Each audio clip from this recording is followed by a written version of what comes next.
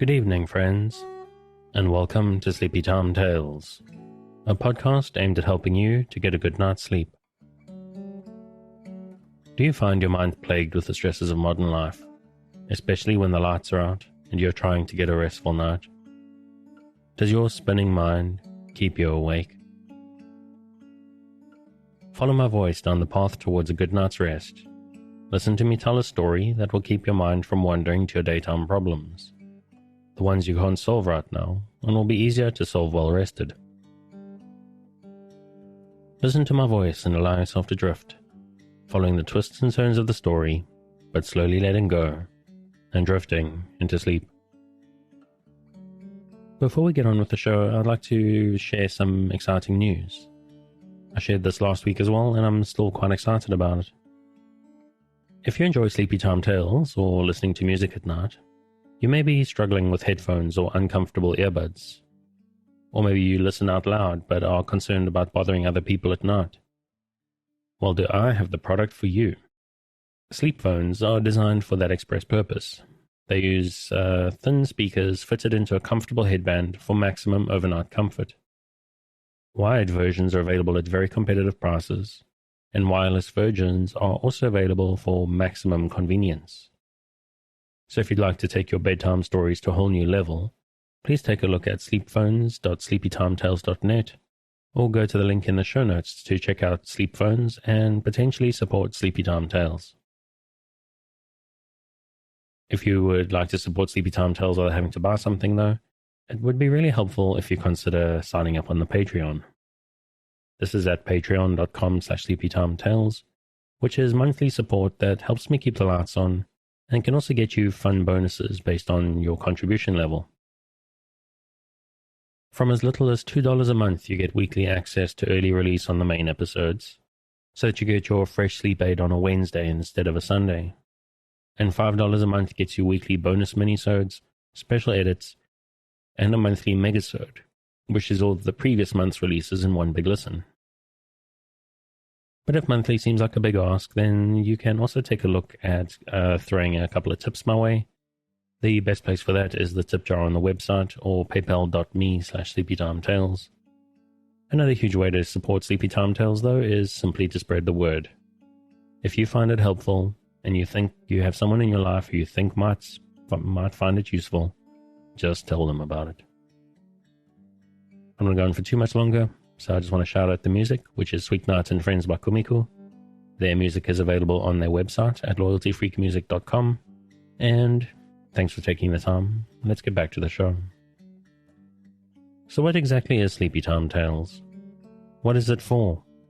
What is this strange idea, this podcast that you're supposed to fall asleep to? But lack of sleep is a health crisis in the 21st century, and this is a podcast intended to help those that it can to get a restful night. Do you find yourself lying awake at night, mind spinning and emotions in turmoil with anxieties of life? Do you wake up in the middle of the night and find yourself not quite able to doze back off at 3 a.m.? I'm here to help. My name is Dave, and I'm your narrator, here to help you into a restful night. Sleepy Time Tales is intended to be used as a distraction to what keeps you awake at night, or sometimes background noise or company. That's why I make these episodes quite long, so that I'm here for you without any pressure of the end coming. Now, as far as I know, there are a couple of different ways to engage with the show. The primary idea is that it gives you something to focus on, a story or an event that lets you keep your mind on a specific point, to stop it from spinning out into stress and anxieties, to focus just enough not to resist the embrace of a night's sleep. But some people might need something a bit different. Maybe some need white noise, some kind of background. Some people like the sound of the wind in the trees or the ocean, or maybe just some boring dude droning on. What's important, though, is that you don't try to force the sleep. Just keep a light mental grip on the thread of the story and allow the need for sleep to come for you. Now, obviously, I'm hoping you're asleep before I get to the end of the episode, but don't feel pressurized. This may not work on your first night. It will actually probably take a few nights for you to get used to listening to my voice.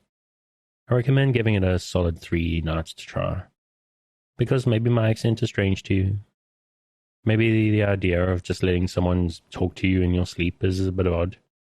Or maybe, at least at first, one episode just isn't long enough. Or maybe your problem isn't so much going to sleep. It's possible that you wake up in the middle of the night. What I recommend, because it's what works for me, is to let the podcast run all night. In your podcast player of choice, download a whole bunch of episodes, put them in a playlist, queue them up, and just let them go. That way, if you wake up in the middle of the night and you're struggling to get back to sleep, you can just pop your earbuds back in and allow yourself to go straight back to sleep again. You can even do the same thing if you wake up just before your alarm. If it's 60 minutes or as little as 30 minutes, it might still be worthwhile. Just carry on listening and straight back to sleep you go. And it may seem a bit strange and pointless to do that. How much does an extra little 30 minutes of sleep or 60 minutes of sleep help? But I've had people actually write in to thank me for suggesting to try this, because there is something about allowing yourself relaxation right before the alarm that's refreshing on a whole new level. So as you're listening, just try to relax. If you're new to the show and prone to late nights lying staring at the ceiling, this may seem strange to you. So give it a chance.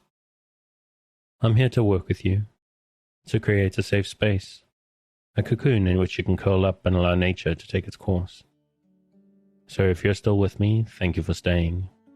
If you're already asleep, we'll chat again soon. And of course, you aren't hearing me, except maybe in a dream.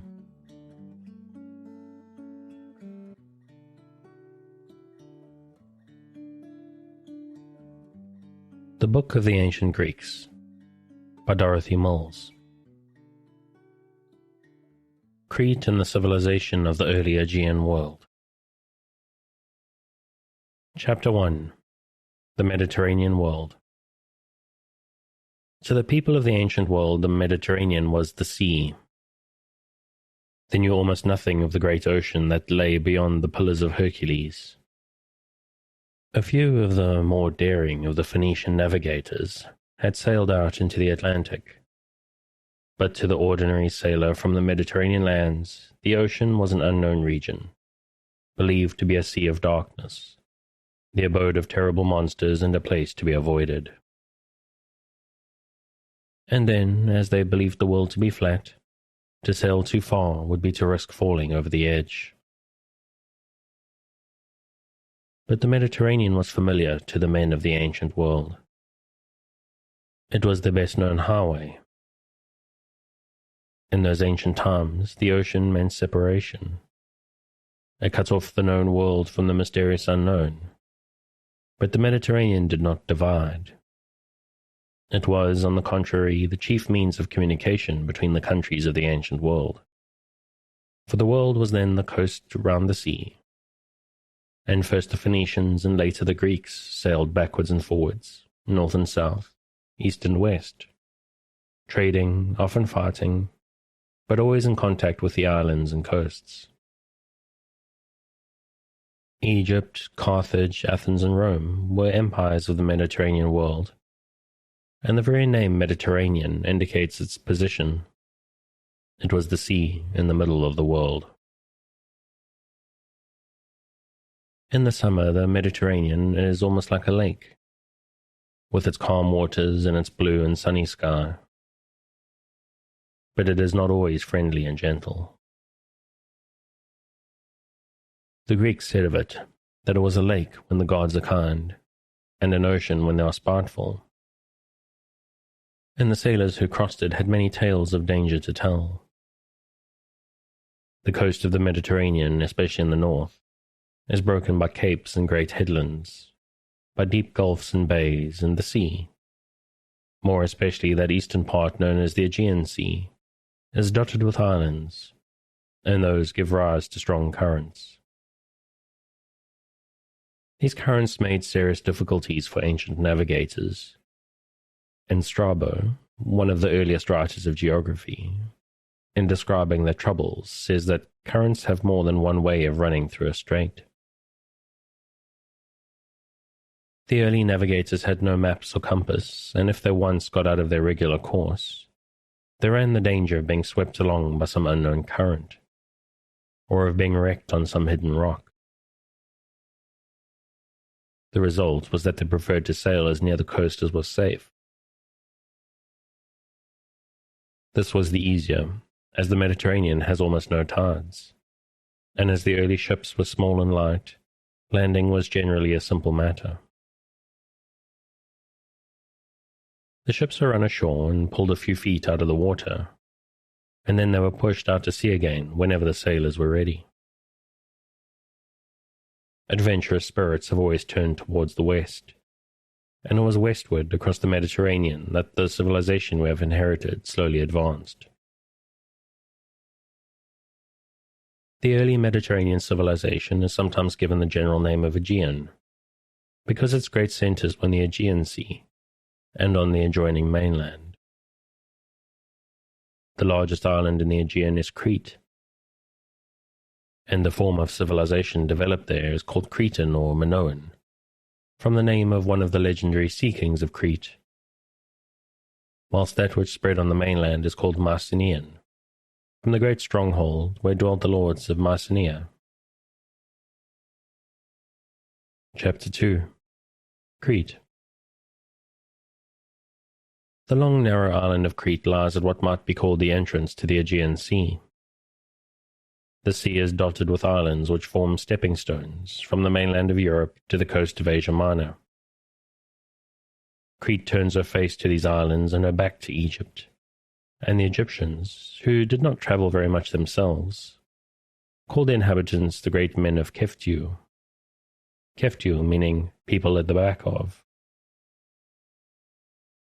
They were the men who dwelt beyond what was familiar to the Egyptians.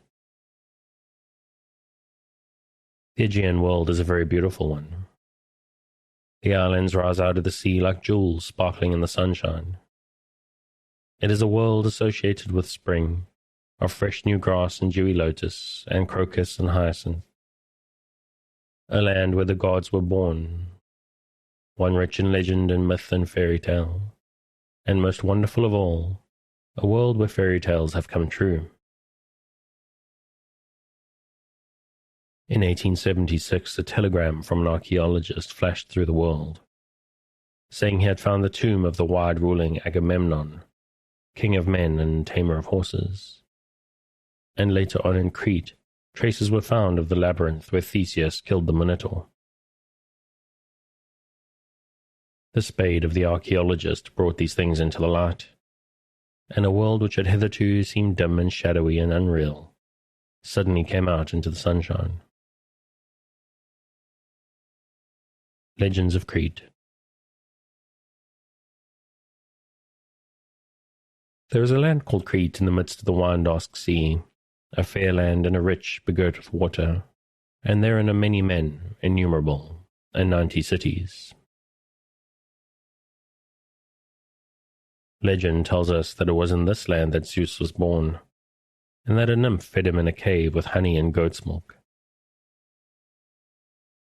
Here too in the same cave he was wedded, and from this marriage came Minos, the legendary hero king of Crete. The name Minos is probably a title like Pharaoh or Caesar, and this Minos, descendant of Zeus, is said to have become a great sea king and tyrant. He ruled over the whole of the Aegean, and even demanded tribute from cities like Athens. But Theseus, helped by the king's daughter Ariadne, slew the Minotaur, the monster who devoured the Athenian youths and maidens, and so defeated the vengeance of the king. This Minos fully realized the importance of sea power in the Aegean.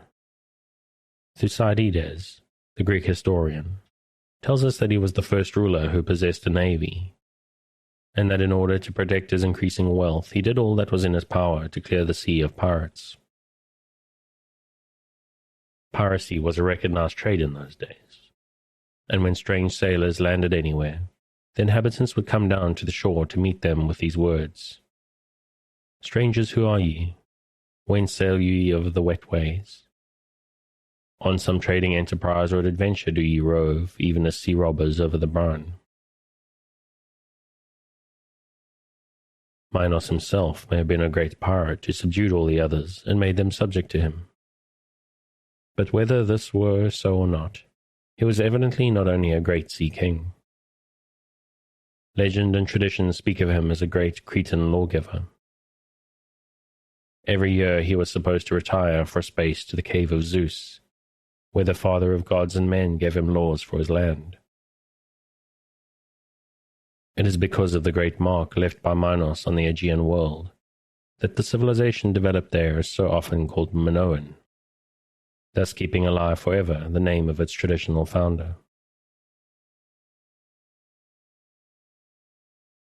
The labyrinth in which the Minotaur was slain was built by Daedulus, an Athenian.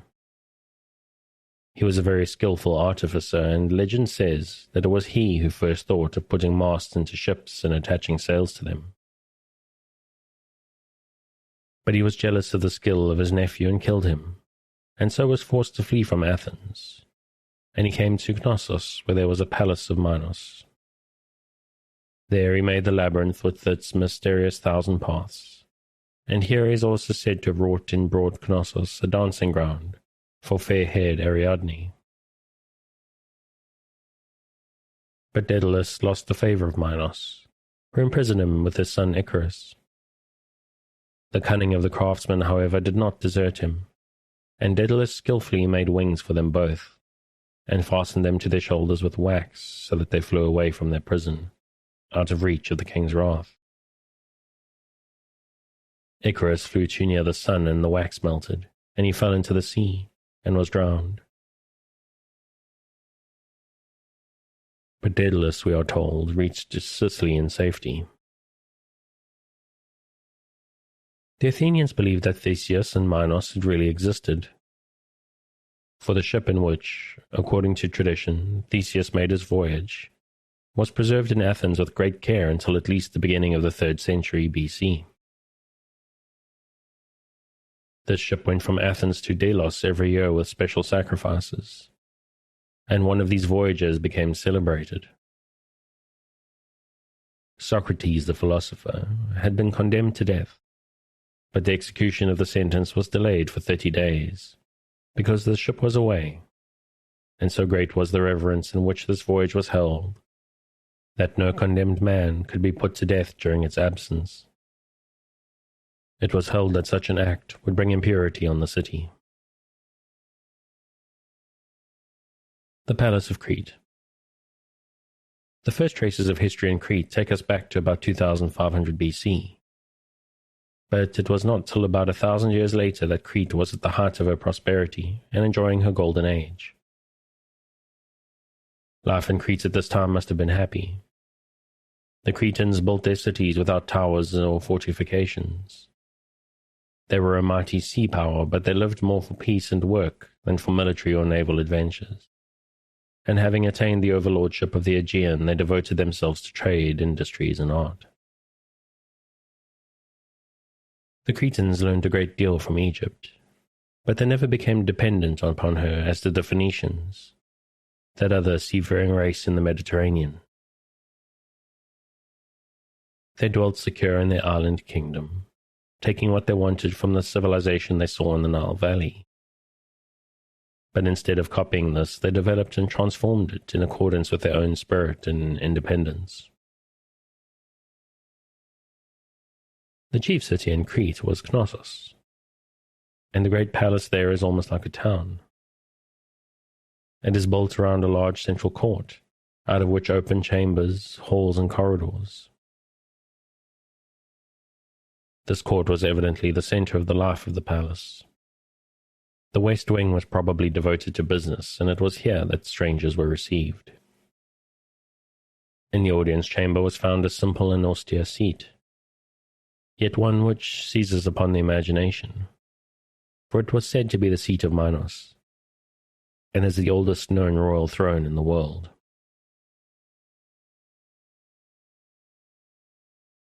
In the east wing lived the artisans who were employed in decorating and working on the building, for everything required in the palace was made on the spot.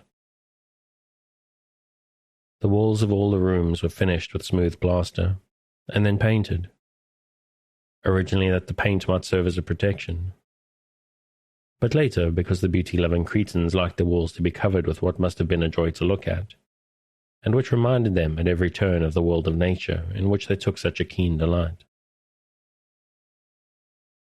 The frescoes are now faded, but traces of river scenes and water, of reeds and rushes and of waving grasses, of lilies and the crocus, of birds with brilliant plumage, of flying fish and the foaming sea can still be distinguished. The furniture has all perished, but many household utensils have been found, which show that life was by no means primitive, and the palaces were evidently built and lived in by people who understood comfort. In some ways they are quite modern, especially in the excellent drainage system they possessed. These Cretan palaces were warmer and more full of life than those in Assyria, and they were dwelt in by people who were young and vigorous and artistic, and who understood the joy of the artist in creating beauty. Near the palace was the so-called theatre. The steps are so shallow that they could not have made comfortable seats, and the space for performances was too small to have been used for bullfights, which were the chief public entertainments. The place was probably used for dancing, and it may have been that very dancing ground wrought for Ariadne. Dress. The dress of the Cretan women was surprisingly modern. The frescoes on the walls, as well as small porcelain statuettes that have been found, give us a very clear idea of how the people dressed. The women had small waists and their dresses had short sleeves, with the bodice laced in front, and wide flounced skirts often richly embroidered. Yellow, purple, and blue seem to have been the favorite colors. They wore shoes with heels and sometimes sandals. Their hair was elaborately arranged in knots, side curls, and braids, and their hats were amazingly modern. The men were not modern-looking. Their only garment was a short kilt, which was often ornamented with designs and colors, and, like the women, they had an elaborate method of hairdressing. In general appearance, the men were bronzed, slender, and agile-looking.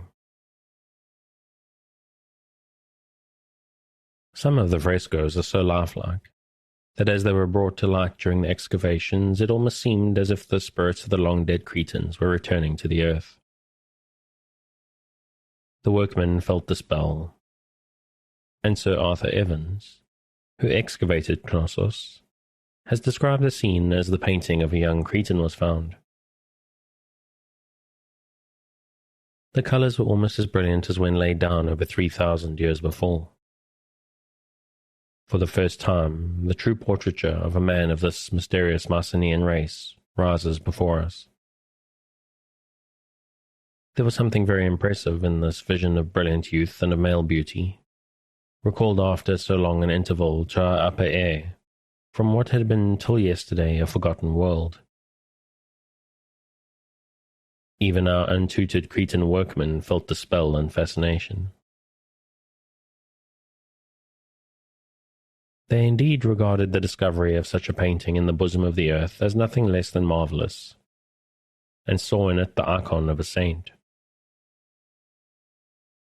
The removal of the fresco required a delicate and laborious process of underplastering, which necessitated it being watched at night.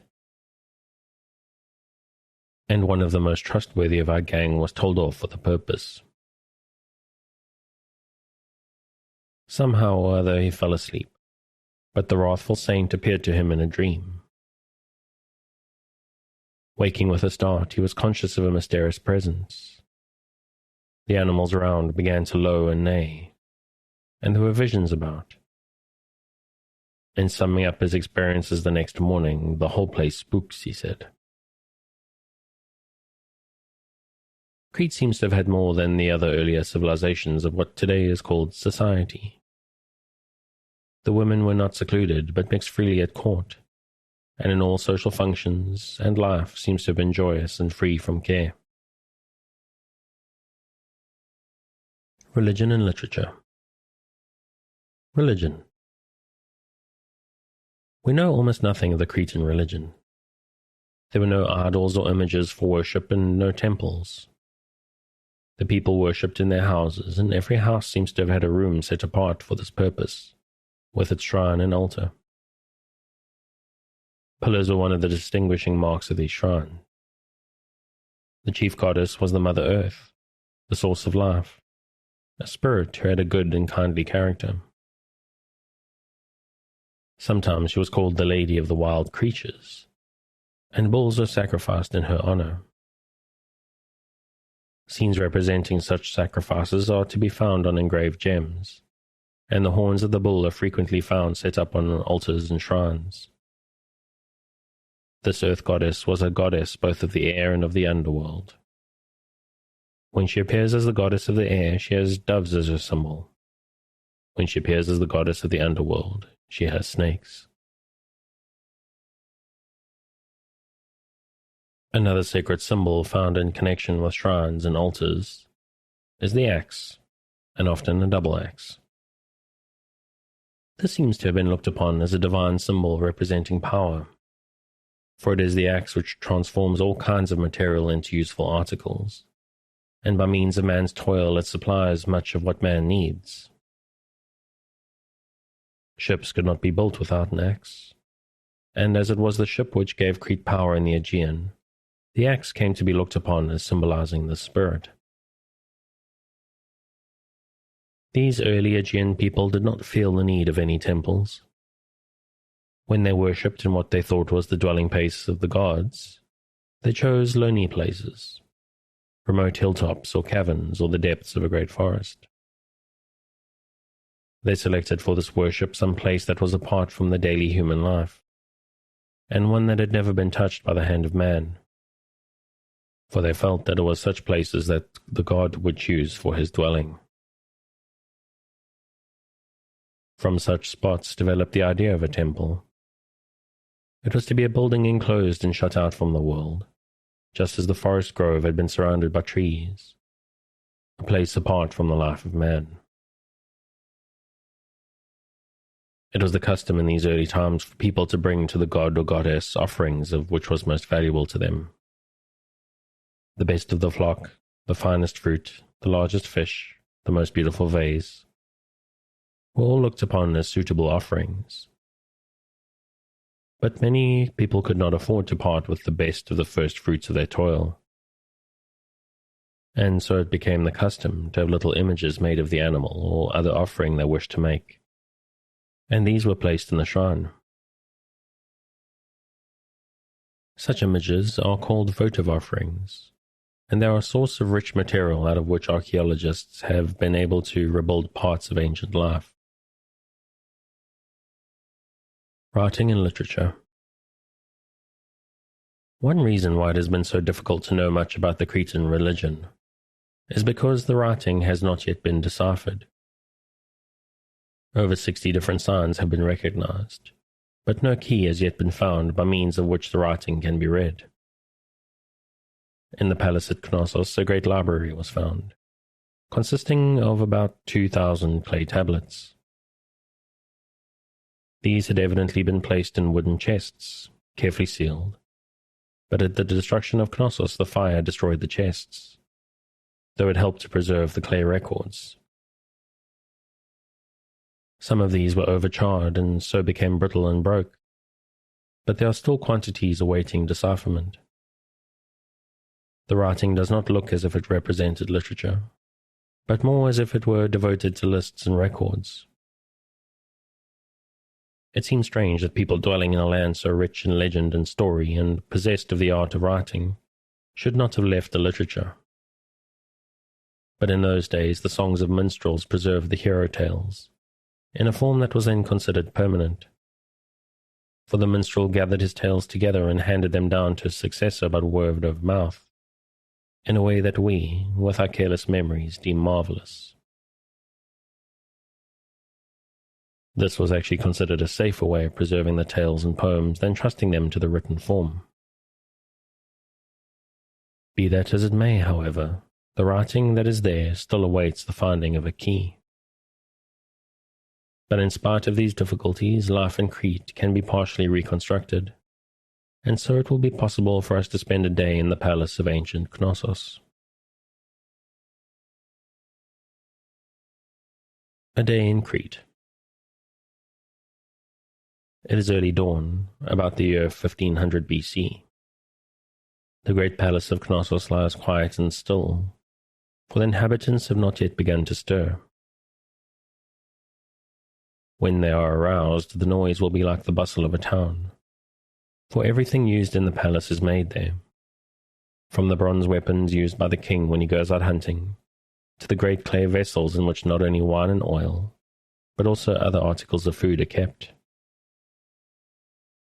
The palace is guarded by sentries, and the first person to come out of it in the morning is an officer who goes the rounds and receives the reports of the night's watch from each sentry.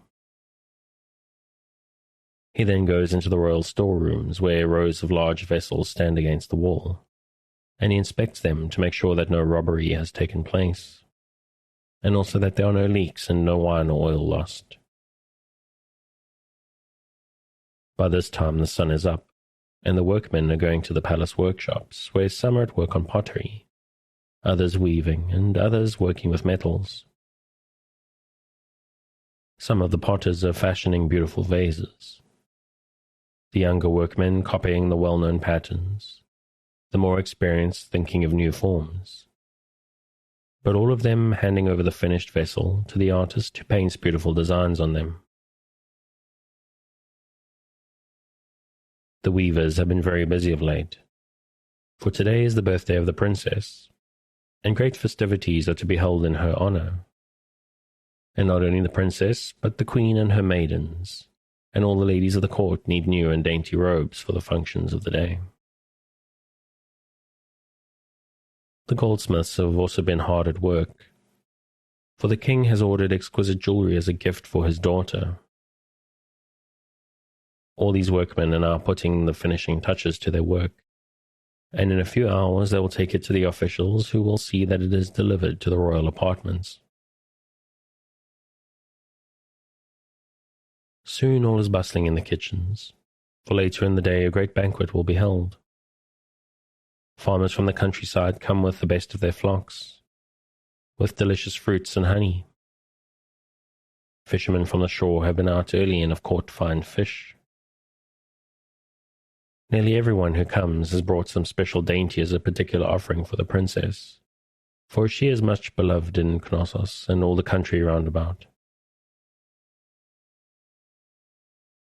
The morning is spent in preparation for the festivities of the afternoon. The princess is arrayed by her maidens in her new and beautiful robes. Her hair is elaborately arranged. A long and tiresome process, but the time is enlivened by the merry talk of the maidens, who give to their young mistress all gossip of the palace.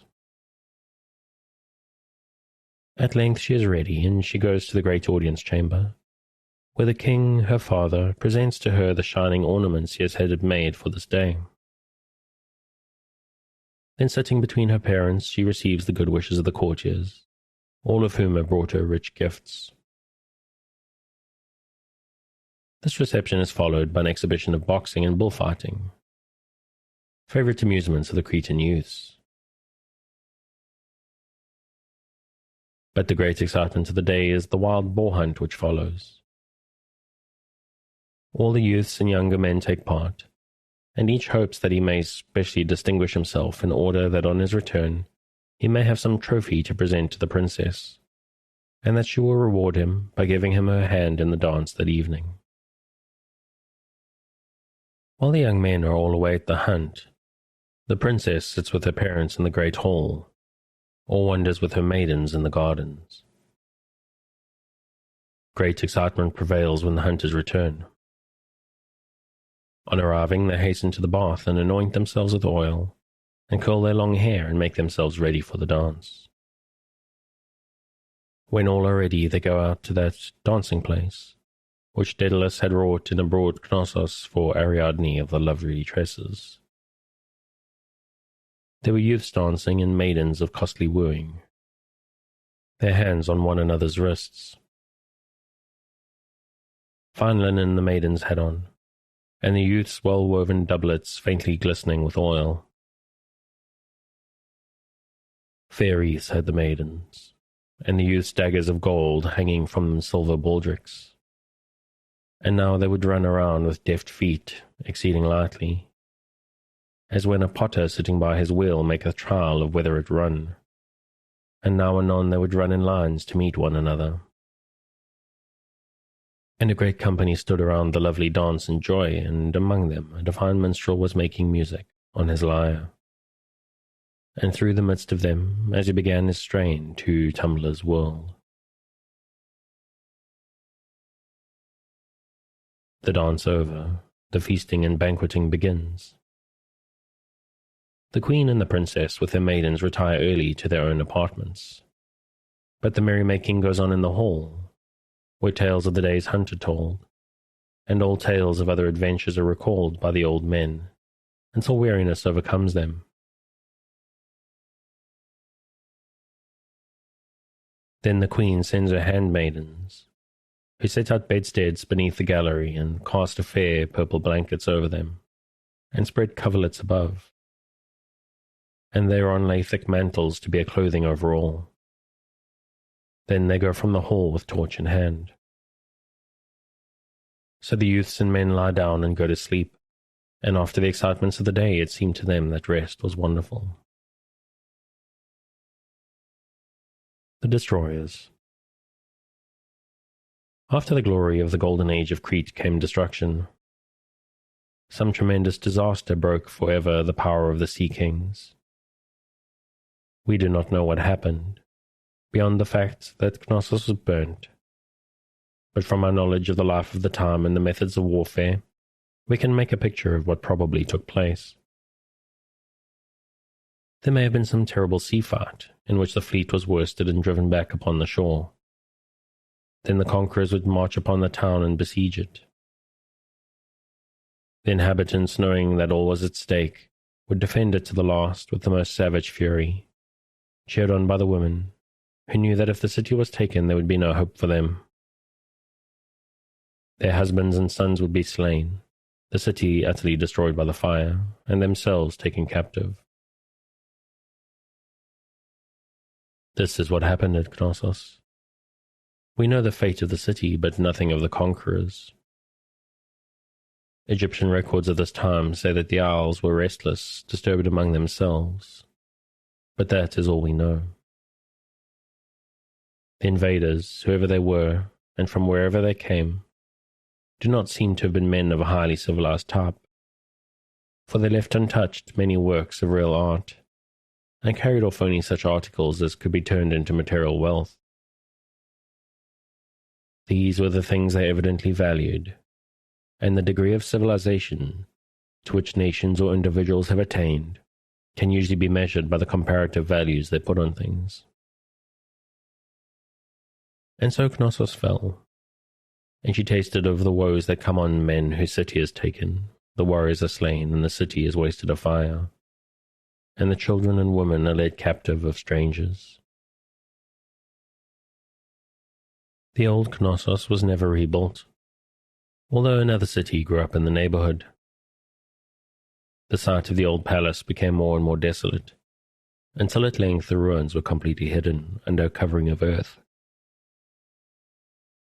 And the ancient power and glory of Crete became only a tradition. And so it remained for long centuries, until archaeologists, discovering what lay beneath these dreary-looking mounds, recalled for us that springtime of the world. And we've gotten to the end of the chapter, so I think I'm going to call it the night there. Quite an interesting read, this, actually. It's a view of the history of Greece that is not all that common as far as I know, and the stuff that tends to bubble up through popular culture. So if you'd like to pick up where we're leaving off and learn a little bit more about the history of the civilizations of the Mediterranean, you can, as always, find this on Project Gutenberg at the link in the show notes.